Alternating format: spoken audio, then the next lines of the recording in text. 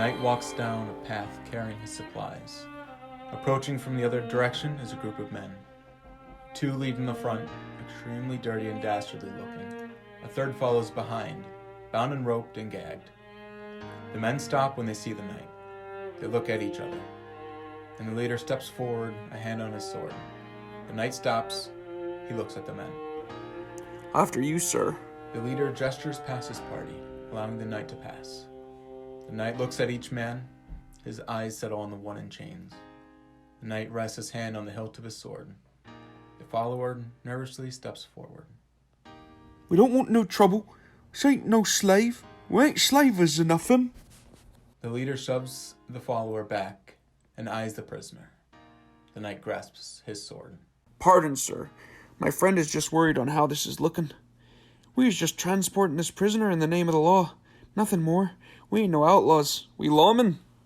The knight looks at the prisoner. His eyes plead with the knight. The leader grabs several coins from a pouch and holds them out. His other hand stays on his sword. In fact, from lawman to an honourable sir such as yourself, why don't we share some of our reward with you?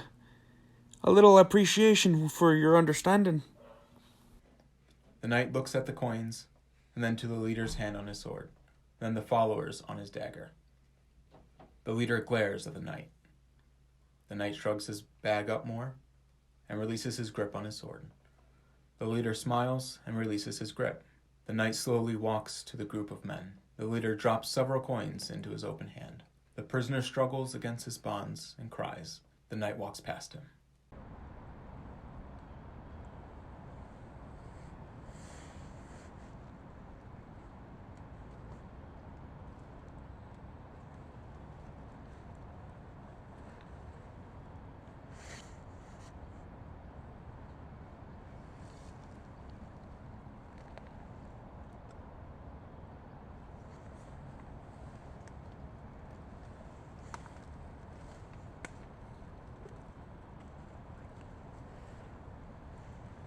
The knight sits on a log.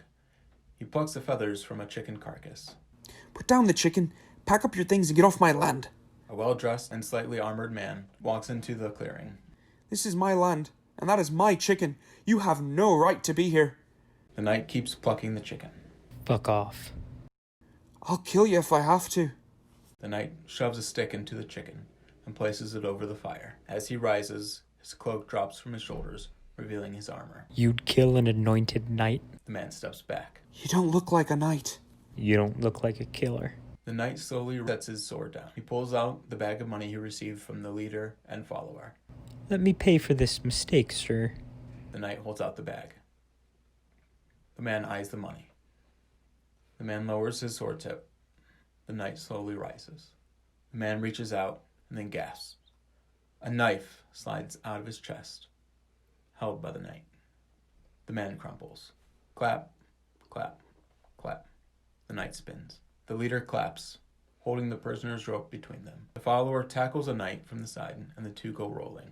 The follower ends up on top and jams something into the knight's leg. The knight grabs the follower's head and pulls him closer, biting into his ear. The follower jumps off, bleeding and screaming. The knight rises and stumbles, baring his teeth as he spits the flesh. The knight dives for his sword, grabs it, and spins, slashing at the two. The leader dodges and hurriedly ties the prisoner to a tree, allowing the follower no respite as he howls in pain. The knight plunges his sword deep into the follower's chest. The leader grabs his weapon. Blood pools on the knight's leg. As the leader approaches, the knight barely moves. At the last second, he parries and guts the leader in one fell swoop. The leader crumples to the ground as the knight staggers off. The knight slumps against some rocks. The prisoner snaps the tree branch and escapes his bondages. The knight looks up and watches the prisoner approach him. The prisoner ignores him. The prisoner finds the bag of money the knight had, grabs the knight's bag and sword. He takes off running. The knight passes out.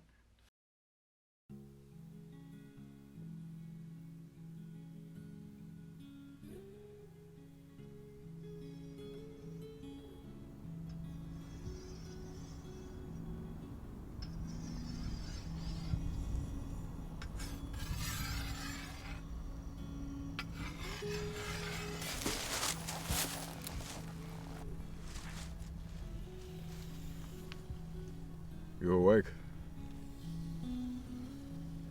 We saw the smoke from the road. Thought we could come share the fire. We were surprised to find so many bodies. Apparent that they had been ravished by some wild animal. Ears bitten off. Grotesque.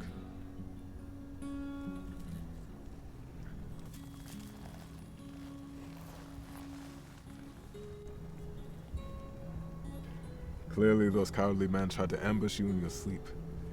Yet they still couldn't handle a well-trained knight. Mort, your ox. I suppose not. You know, Mort over here used to be a woodsman. And then when his king called him on up, he became a headsman. And now he works with me. Yet he still uses an ox. The king. Aye, we serve the one true king. There's been a handful of one true kings recently. Right you are. And it seems as if God has appointed each and every one of them, and each and every one of them is honorable and lordly and the people's champion.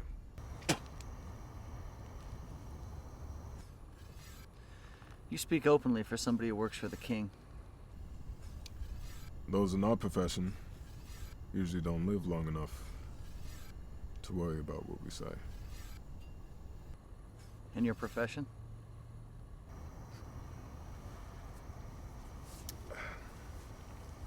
When we saw that man with his face all torn up, we thought it must have been some savage. We were so surprised that a knight with so much honor and so much esteem would do something so horrific and dirty. Well, as you said, I was ambushed. Desperate. Ah, yes. You're right. You know, there was a man that lived on this property not too long ago. Good man. So tell me, how does a knight who fights without any honor and who wears no sigil fall asleep just feet away from the body of the man who used to live here?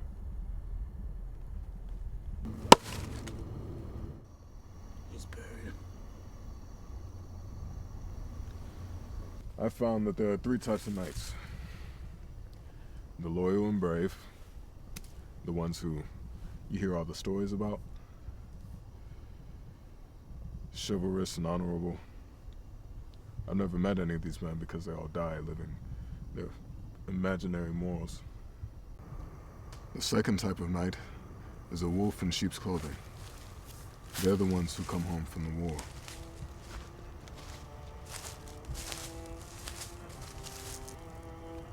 They have no code, and they are no better than animals. They rape, they pillage, and yet they survive. They fight without honor, they lie, they cheat, and sometimes they run when they know they've lost. They do whatever they can to survive.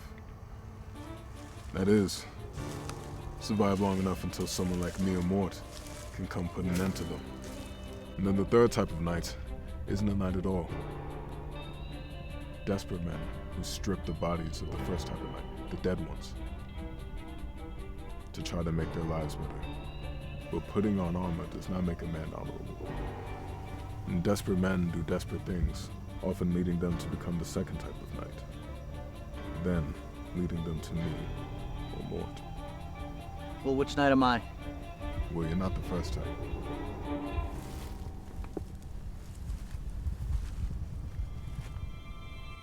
What now?